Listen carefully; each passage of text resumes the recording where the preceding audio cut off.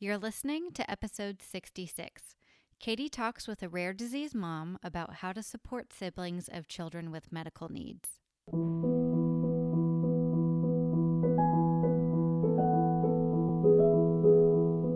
Hi, and welcome to the Child Life On Call podcast. When your child is sick, the whole world seems to stop in its tracks. Plans and priorities change, and your number one job becomes figuring out how to get your child well again. For some of us, rest, medications, and relaxation can do the trick. But for others, it takes more. It takes countless doctor appointments, invasive medical testing, therapies, surgeries, the list goes on, and then you still may not have all of the answers or results you were hoping for. This podcast features parents of children that have an illness or medical condition and gives them a place to share their own journeys and experiences. We will talk about the ups and the downs, the highs and the lows, but one thing seems to remain the same. Children are resilient and teach us more about ourselves and the world than we could ever imagine. Thank you so much for lending a listening ear and opening up your heart to these families and this podcast. I'm your host, Katie Taylor.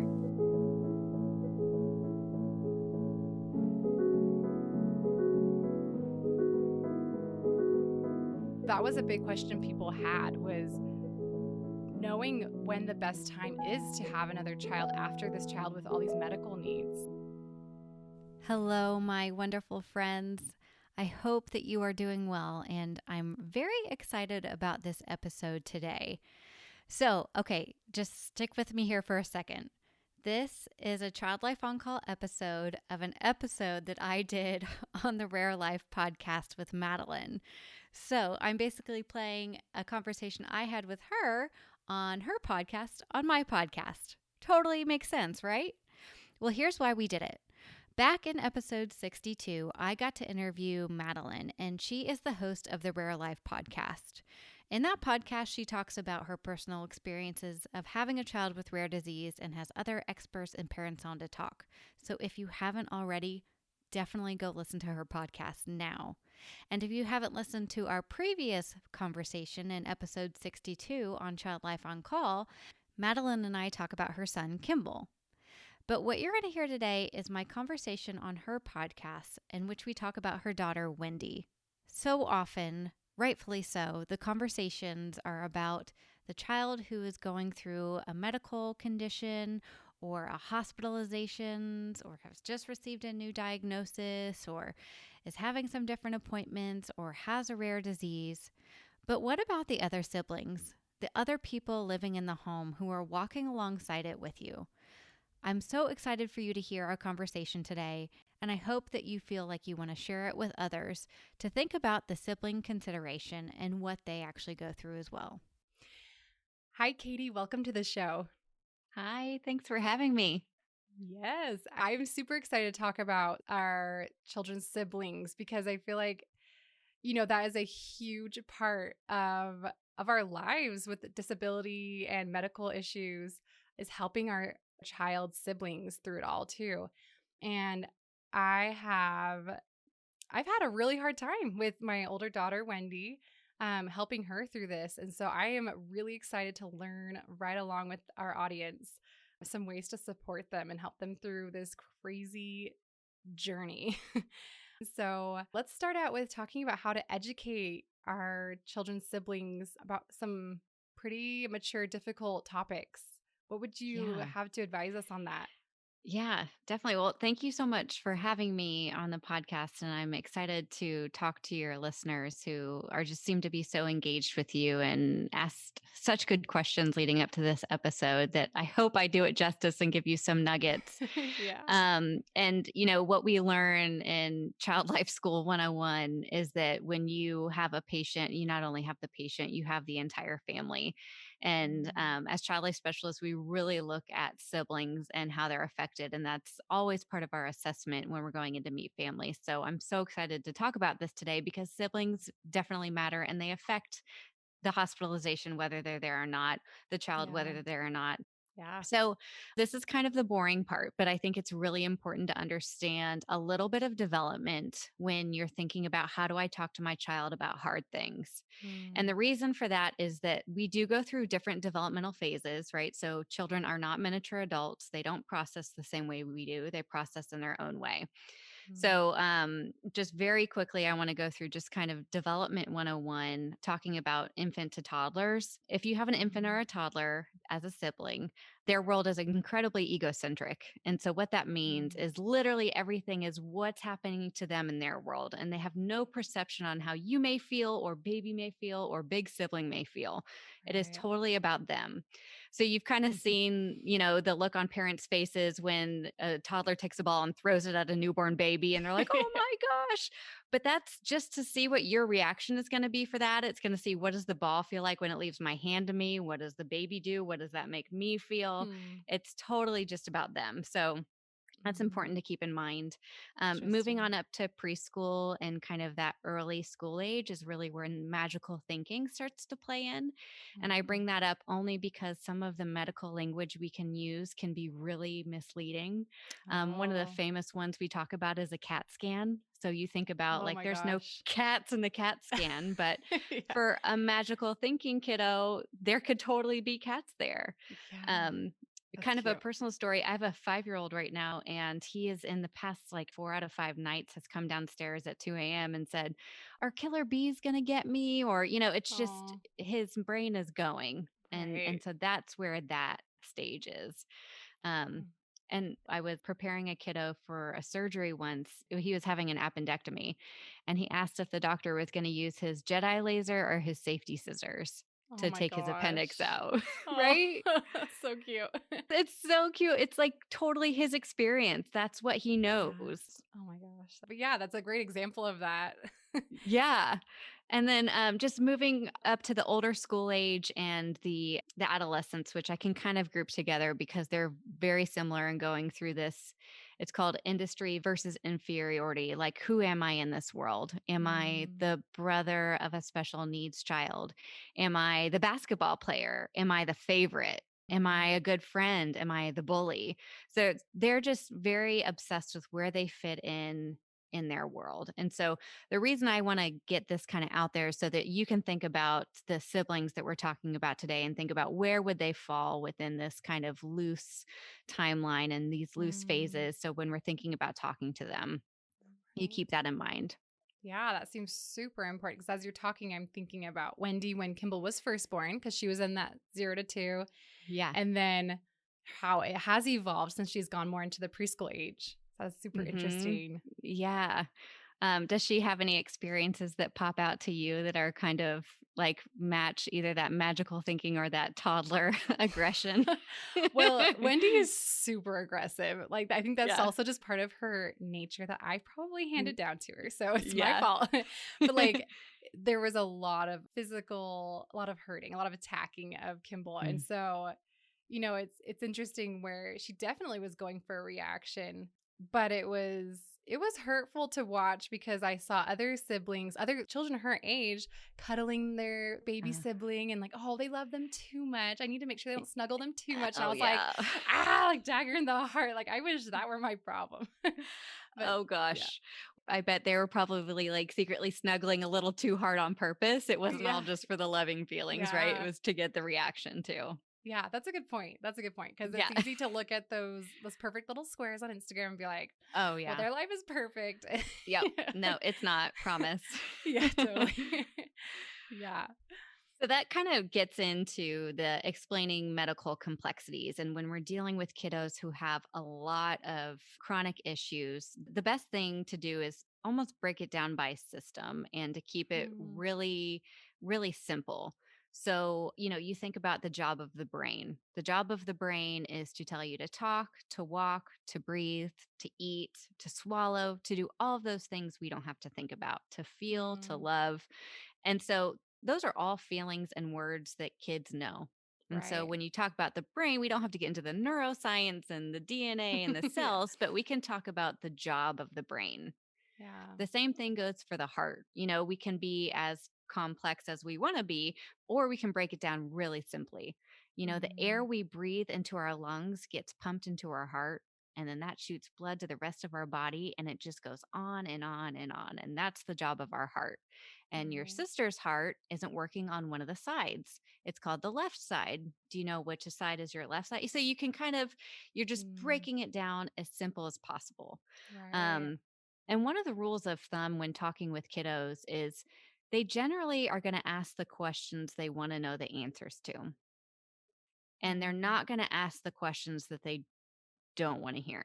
Right. So, in that way, kids really can lead the conversation. So, I can kind of go back to that Mm. kiddo who asked me about the Jedi laser or the safety scissors, and Mhm. he really wanted to go there. Like, he wanted to Yeah. visualize his appendix coming out of his body. Not every kid wants to do that. That's a good point. Um, and so when I'm talking to him and he says, "Well, how is he going to take it out?" And I said, "Well, what do you think?" And I love that question because it puts it back on them and we can understand their frame of reference. So he Mm. told me what he thought, and I thought, you know what? Wouldn't that be kind of cool if that is what he used? But it's not. The doctor actually has a special set of tools, and there's one that's especially made for taking out an appendix, and that's the one he's going to use. That was the Mm. simplest answer, and he was totally fine with that. Right. I Yeah. didn't have to go into like he's going to cut you open, he's going to, all of those things. But Yeah. I gave him the answer that he wanted and felt good for him. And we got to end the conversation there. And that was good. Yeah. Yeah, that kind of even reminds me, not even with vocal communication, but when Wendy first met her brother in the NICU, we brought her in there and she was really holding back. Like she was just kind of looking at him side eye. And we had expected her to, we pictured like this big reunion of like, oh my gosh, it's my Yeah. brother and kisses and hugs. But she was really holding back. And so looking back, I think I pushed her too much. Like, hey, Wendy, like, give him a kiss or, do you want to Hmm. touch him? But her body language was saying, no, I want to hold back. And I just kind of want to look at him from afar and all these tubes and all these machines and just all of Yeah. it. So, I think there's a healthy balance there. It's the mm, showing you it's safe to kiss, it's safe to hold. These are things you can do. And then mm, kind of like watching her step back too and be like, that's an okay choice too. yeah. In those scenarios, I love giving kiddos a safe word. So sometimes kids can go into a really hard situation and they don't know how to ask to get out of it. Oh, So I can give you an example of if I were to bring a child in to say a goodbye visit to a grandparent or a loved one. mm-hmm, It can be really important for the adults in the room for this child to say their goodbyes. But for the child, it may be something they want to do, but it's okay to give them, if you get tired of being in there, why don't you either cough into your elbow or say, I have to use the bathroom or say pineapple or mm, whatever you want the word to be. And mm-hmm, then that's the sign that I know or the safe another adult in the room knows that you're done being in there. You just don't want to say it out loud. So you yeah. you kind of come up with this plan beforehand so that when you get in that situation, they have a way out if they're done. Yeah. And that probably goes for a lot of difficult situations, really traumatic situations, emergency hospitalizations, and Yeah. just really scary stuff to watch. Yeah. And also taking pictures ahead of time whenever you're able to do that, just so when they walk into the room, they're not blindsided. And you Hmm. can take pictures of everything that you want to, or you can help cover up the hospitalized patient, or you can take a picture of even this is what the sink looks like we wash our hands at. So, put a Hmm. little bit of normalcy in there mixed in with some of the more complex stuff that's harder to understand. They could Yeah. walk in and be like, oh, that's the picture of the chair you showed me. And you're like, that's what you see. Yeah. But, that's for them, that's comfortable, that's normal. And then that kind of Hmm. helps them feel normal too and a little bit more comfortable. Yeah, that totally makes sense. And kind of building off of that Yeah. familiarity. Yeah. And another thing I just want to bring up is that I'm a big fan of the sit down family meeting for as Hmm. casual as it needs to be, because I think that's when you get through a lot of the bulk of the plans, the what's it feel like, the asking questions. And it's kind of just this open forum of this is a safe space to talk about this. This is when we're doing this. That doesn't mean the Hmm. conversation's over when we all get up and leave, but Hmm. it means that you can continue asking questions and we can come back and do this again. So tell me more about that. So, a family meeting. It doesn't have to be formal, but what I like is especially when there needs to be a serious conversation or you're Mm, just noticing something is different, or maybe there's another surgery coming up for the sibling the next week, or you just want to get them engaged. And so mhm, be like, hey, we're gonna all sit down as a family and we're all going to be able to ask questions and talk about what's mm, happening next week with our sibling. And so in yeah, that, you could kind of think about that development stuff we talked about at the beginning and think, what's the mhm, most basic, plain way I can say this? And then how can I get this sibling involved? And something simple as, would you be able to help me pack a bag of some things you think they may like before the surgery? I know we can't mm, go in together, but you know what their favorite book is, the blanket that needs to go in there, or mhm, what's something I can remember to tell the nurse or the doctor, and kind of look at mhm, them and what they're able to bring to the table. And then yeah, that way that family meeting and conversation has happened. So the night before, rather than being stressed and sensing that parents are stressed and something's going on, they've got their job of what mhm, they've planned to do for that yeah, night and they know what to expect the next day. yeah. I think that might be like this innate instinct, I don't know, of children to, at least at Wendy's age now, she didn't do this before, but to want to be helpful, because I was Yeah. telling her about her brother. We almost did a surgery, a major surgery, where he'd need to be in the hospital for 5 days for recovery. And I told her how she wouldn't be able to go because of COVID precautions. And she was planning out what we would do when he got home, Oh, like all his favorite foods and just different toys that he loves, and it would be a surprise for him. And she just went on and on about these things she was planning, and I was like dying inside because that's a part of their relationship that was not always there. But it's yeah. interesting because I didn't think to give her a job, but she took initiative to give herself a job, and I that was love probably that. a coping mechanism to get to work and feel I part of it. mean, that's pretty amazing, that she was able to come up with that, and I think Mm, you're not giving yourself enough credit because she breeds off of you, right? So she sees mm. what you do to get ready for something, and so she's trying to mirror that as well. I So, do, well yeah. done. I do a lot of self comfort things, like, oh, I had a rough day. Let's go watch a movie. So maybe, Yes, maybe exactly. she's looking at that. That's The how we handle balance. hard things. I love it. I love that. um. So one of my listeners' questions was about how to help siblings who witness their special needs sibling being bullied, and I thought that was a really good question. I hadn't really thought of. I thought of bullying, but not in that way. How would you suggest handling that? Yeah, I think that's a good question, a very good question because well, let's take it back to the development. And I would Mm, assume that a child who can be embarrassed by bullying is probably in that school age to older school age, right? So they're kind right. of wrestling with this who am I, where do I fit in kind of phase. And so when the special needs sibling is being bullied, what is that bringing up for the sibling? Are they Mm, saying, I'm different because I have a special needs sibling? Are they saying, mhm, I'm different because I look different than my sibling? It kind of goes back to the why is my sibling different? And I think mm, when you talk about it in a basic way and they understand at their age level what the medical complexity is, it's easier to understand the why. And so this is getting confusing. mm, A good example is I just had Shay on my podcast, and her daughter has Klippel-Trenaunay syndrome. It's a vascular malformation that makes her hand look larger than normal, and it's very obvious mm, to see. So when she's at the playground and a kiddo comes up to her and sometimes is not bullying but is just mm, inquisitive and asking questions, it really puts a damper on her experience at the playground, mm. and it puts a damper on her siblings experience at the playground because they see that she gets upset. Oh.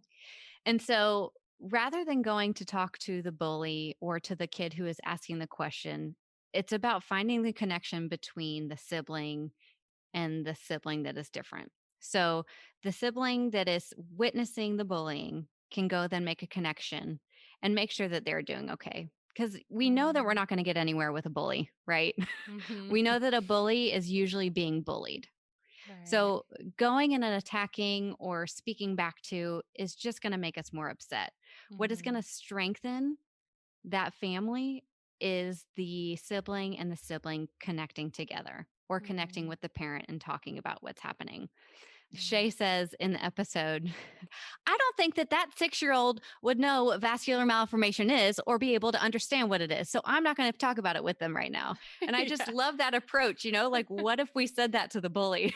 Like, do you know what vascular malformation is? No. And Yeah. but we do, and we Mm, know what a medical complexity is. So right. rather than looking at it as like, what do we do when we're bullied? It's how do we support each other when that happens? Hmm. I love that because I also picture it being this bonding opportunity. Like we're banding together. Don't you mess with my brother. Come here. Let's go.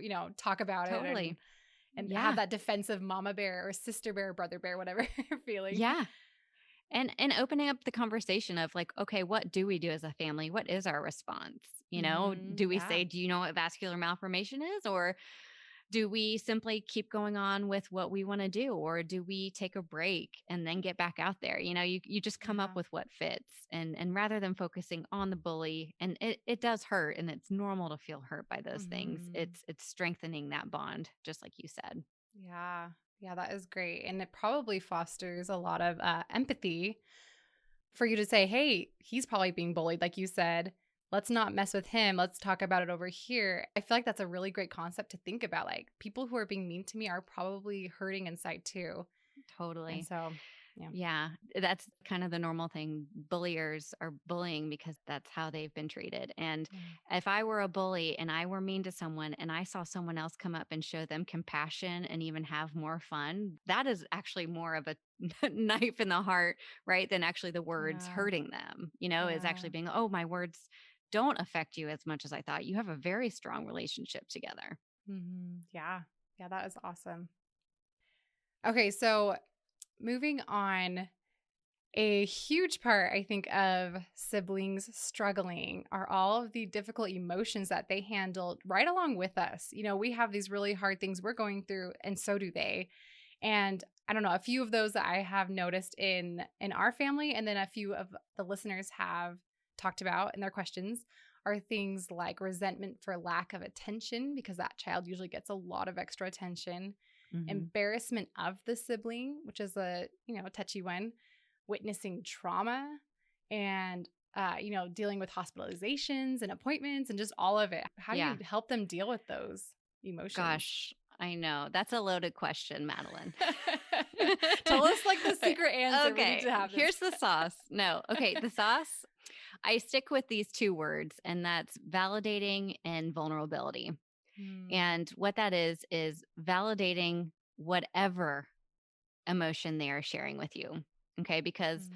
what we want is for our kids to be able to name the feelings and emotions they're having and verbally express them. Okay. We don't want them to keep them Hmm. inside, bottle up, and that resentment just keeps on going. Right. Yeah. So when a child is saying, you always go to him first when he needs something, or you're Hmm. always going to doctor's appointments, you never have time for me, rather than saying, well, he needs me more, or Hmm. and sometimes these words can just come out, right? Because Yeah. literally and physically this child does need you more. Right. But instead of just going there straight away, one of my favorite books by Dan Siegel is No Drama Discipline, and he talks about chasing the Hmm. why. So it's like, why is this happening? They're not trying to get mad at their other sibling, but that's where it's coming out at. Right. That's where that resentment is going. They're just feeling left out themselves. So, just Yeah. taking a second to say, I get it, buddy. This is not easy for you. And you know what? Mommy actually was hoping to go take a shower, and I don't get to do that either. So I totally see where you're coming from. Yeah. And that's kind of that validating and then the vulnerability of sharing something that's within you. I Hmm. think as adults, we can be really scared to cry in front of our kids or break down. But when I'm working with families in the hospital, this is likely one of or the most difficult experience they're going to have. And Yeah. so when they cry in front of their kids or their loved ones or their other kiddos, or they cry on FaceTime or whatever it is, they're showing that this is incredibly hard and I get to cry and I get to go through Hmm. it. And in turn, that makes children feel like when I'm upset, I get to cry too. I don't Yeah. have to hold it back. Yeah. So, but that is hard. And it is a balance of, not completely losing yourself and falling on the floor and cursing and kind of demonstrating that behavior. But Right. sobbing when you're upset can be a release. Hmm. And showing that to kids is incredibly courageous and then in turn allows them to feel the same way. Yeah.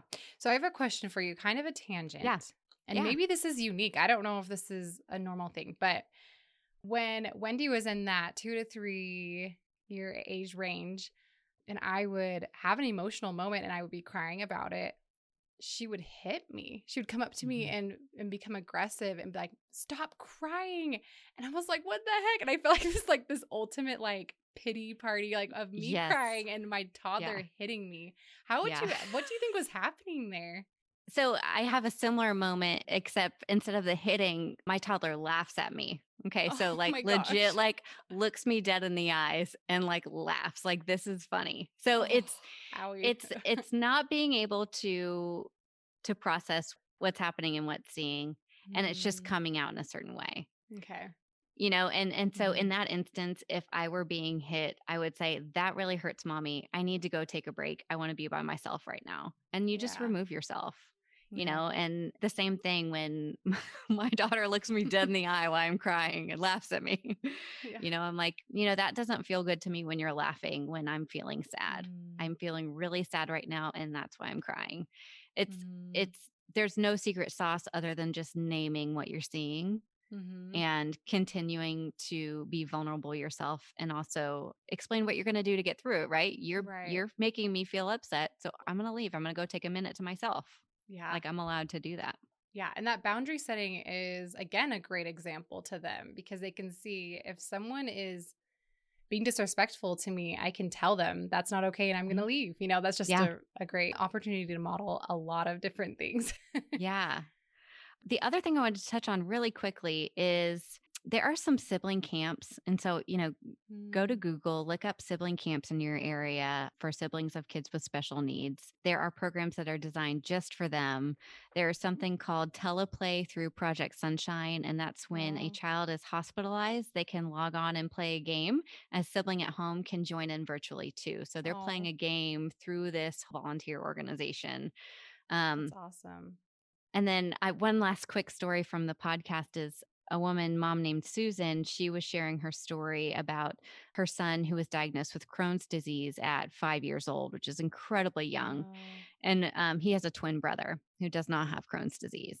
okay. And so, one of the worst things for Crohn's is actually eating popcorn. And that's incredibly hard for their family because popcorn is their go to snack. And so, there Oh, was so much resentment for not being able to have popcorn in the house anymore and not being able to eat it when you go to the movies all together. yeah. And that was just a huge buildup for them. And so Susan just validated it and was like, you know what, buddy, I really like popcorn too. And I'm just not going to have it in the house. It's too hard. It's too hard for your brother. And I get that that really stinks, but that's just something that we're not going to do. She kind of just had to draw the line. Hmm. So a few, I don't know if it was months or a year later, they go to Disney World. They're walking down the street. It was just the not sick twin and the mom. And Oh, she's like, okay. you know what, buddy? It's you and me right now. There's popcorn right there. Let's go get some. And Mm. the brother said, you know what? I don't need it. I don't even want popcorn anymore. It makes my Hmm. brother upset and I don't even want it. Wow. Pretty Wow. amazing, Yeah. right? It's like, Yeah. it's just something to get mad at. It's something to resent. And then when it Mm. gets the time to settle in, gosh, kids are so resilient and they Yeah. freaking show up. Yes. I mean, Yes. she was like, no, eat popcorn. Just do it. Like, actually, I want popcorn. Yeah, exactly. That Yeah. is awesome. Yeah, like just even things like appointments. We used to drag Wendy around with us and that just became normal life. And then now with COVID, she hasn't been to an appointment with us for a year. And so Mhm. that has been really interesting because she's super bummed when we leave her now. Yeah. But that's been her life. And so yeah, kids are just so resilient. Like, it was a painful process to get to that point, but that's the world she knows and she Yeah. she rocks it. So, It's almost like the ritual of it, right? You get used to what you get used to. And then yeah. when that changes, it's hard to adjust. And I think Yeah. that that goes a lot for kiddos too. And Yeah. I'm always just the biggest fan of therapy for kiddos, whether it's play therapy or especially Mm, siblings too, and just getting somebody involved. And if you don't know who to turn to, I love talking to your pediatrician, right? Because you usually go mm, and you focus on the child with special needs or medical complexities. right. But I think it's also important when you go in for those well checks with your well kids to just talk about, I have some concerns and what should I be looking out for? Or, Mm. what is your thought on a professional, and just really use your pediatrician for that well child too. Oh, that's a great idea because that is something that we have entertained many times. Like, at what Hmm. point is this a unhealthy response? And I think looking back, we should have done therapy before. It's one of those things where it's like, do you put a 3-year-old in counseling? It kind of feels like this a very foreign concept, but that is just a great tool, I think, for adults. And why wouldn't it be for kids? Oh, totally. Well, I love that it's just so normalized now, and mental health is Yeah. health, and that goes for kids too. Yeah. So, I mean, it's a sad statistic about the increase in anxiety and um, just different things with kids. And so, why not? And I think Hmm. a pediatrician is a good sounding board Okay. for that conversation. Okay. That's great. So, a pediatrician, and you talk to them about Mhm. just different things that they're dealing with and their responses. And Yeah. And also the child's school counselor and okay. principal, and keeping them aware, sending an email to the teacher and saying, hey, sibling has a big surgery next week. If you notice anything different, would you please let me know? They may need Mm, you more than normal. Just keeping all the safe adults on board and on track, yeah. looking out for this sibling. Yeah. I really love that because, you think it's just an interesting thing where it's your sick child. That's the person you're always on the lookout for, Hmm. physically. You have to And be. so Yeah, yeah, so I think it's easy to overlook, hey, this surgery will be difficult not only for the child having the surgery, but for their sibling as well. And I think that's a great thing to be definitely. aware of. Yeah, I love that. So, kind of changing gears a little bit, for those who are listening who contemplate adding children to their family and giving their child siblings or more siblings, that was a big question people had, was knowing when the best time is to have another child after this child with all these medical needs. Hmm. I think it's more about how you, the parent, are doing and less about the age of the child. I Mm, think that as a parent, you can get to that moment where you're like, I can handle more, or I can't mhm. handle more. And so that for some people could be a year, that could be 3 years, it could be 10 years. Yeah. And you don't want to just go by, 2.7 years is the optimal time to Yeah. have children apart, because who knows what 2.7 years in a medically complex child's life looks like. It probably Yeah. feels more like 10 years, right? So Yeah. then reevaluating at 5 years.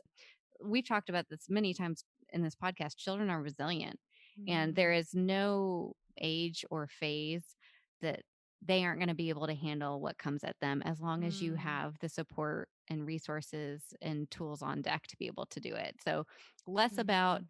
how old the child is, more about how you, the parent, what does your team, what does your partnership look like? What does your balancing look like? Is the Mhm. child in school full time, so that actually frees up? So Mhm. it's thinking about that. And also Mhm. the resources I'm talking about, for this next baby, get really good at baby sleep, right? So, because when Mhm. babies sleep well, parents sleep better, you're able to Mhm. handle more. So, there's Mhm. great resources out there. My favorite one is Taking Care of Babies. I think she's just full of light. It's online virtual lessons, and she is Oh, so amazing. I awesome. think it's like getting meal trains on board when the baby is born, and setting that cooler outside of your house and having people drop off food to the Mm. cooler, not to you. Um, Interesting. and if you do decide to have the baby, like, use all your resource, get really good at baby sleep, get meals Mhm. provided for you, find out Mhm. who's going to help you. And then I think, you know best when the best time is. Yeah. Yeah, and I think that preparation is so important because it can allow you to do things that you may feel like you couldn't otherwise. Like you say, like with the sleep and having others help you and getting people on board and recognizing, like, hey, having a child after or additionally to a child with medical needs is going to be extra hard, just like everything else Mhm. is, because Right. they take so much more time and mental, energy. And so I love that, just those basics, being prepared for that. Yeah. And educating yourself ahead of time about newborn care. So there's less guesswork. Mhm. If your first child was medically complex, chances are you didn't get to have the routine sleep of every 3 hours. You were maybe changing a trach, you Mm. were maybe doing a G tube. So this is going to be a Mm. different experience that you need to prepare for. And so just if you're going to try breastfeeding, just getting the education done, in that 9-month process and starting it early and getting ready so that when the baby comes, it's less, researching how to do this at night. It's referring to your notes, right? Because you've already learned Mm. some of the basics. Yeah. And, just like your podcast, reaching out to other moms who have gone through it before and finding out their tips and tricks. That's a great idea. Yeah, I think I would just go back to what we said. And Right. it's more about how you, the parent, are doing and less about the age of the child. That as a parent, you can get to that moment where you're like, I can handle more. You just got to do what you got to do and let go of the guilt. There you go. I love it. So I think that's a good note to end on. And I just really appreciate you coming on and helping us kind of navigate through this because it's a tricky situation and we love all of our children. And yeah, thank you so much. Oh, thanks for having me. And I really appreciate it. And I'm just so happy that you had me here. So thank you. Thank you so much to Madeline for having me on your podcast. I had such a good time and just thought this was such a good conversation. I love how your followers and your listeners had questions prepared. If you guys want more episodes like this, I would love to hear from you about exactly what kind of questions you have. How would a child life specialist handle or look at something in the hospital or out of the hospital? I would love to do more conversations like this and just totally appreciate Madeline for letting us have our conversation here today. Thanks so much for being here, guys. I just totally appreciate the listeners and the value that you bring. All right, guys, I will see you again next week.